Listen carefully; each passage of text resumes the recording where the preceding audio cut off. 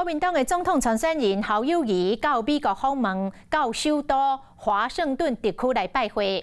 伫短短2天内，就甲美国在台协会 AIT 的主席罗森伯格见3界面。侯友宜除了到国会山庄来拜访参众议员之外，嘛到布鲁金斯学会来交流。那这个马歇尔计划基金会学者葛莱仪，伊讲，伊是第一届来见侯友宜。伊讲侯友宜已经做好充分的准备。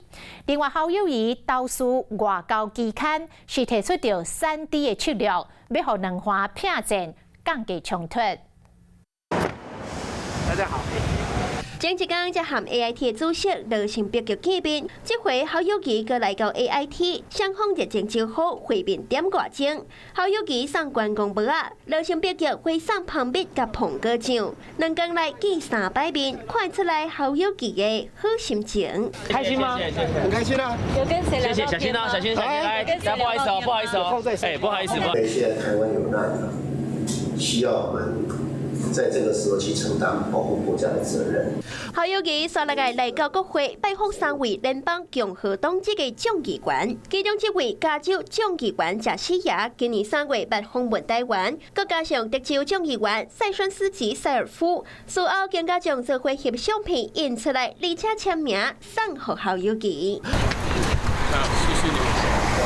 到了华府，当然嘛爱和布鲁金斯学会交流。前 AIT 的主席鲍瑞特、马歇尔计划基金会学者吉代基、约翰桑顿中国中心的主任何瑞温亲身来讲解，短短点外钟会谈，侯友宜成功留下好印象。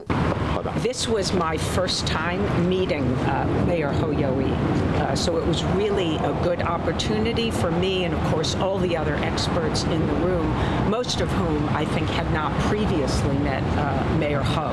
那安尼这座美国行，侯友宜佮投诉美国杂志外交事部提出两方避战的方案，采用3D 的战略保卫台海的和平。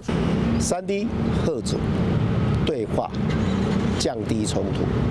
回首4年前，当时韩国瑜取消访美，也让选情增加了变数。如今侯友宜不再重蹈覆辙，谨慎的规划，密集的拜会，顺利过了第1关的见面之后，第2关就等美方的评分反馈。而新闻专科杨文尚在华府的采访报道。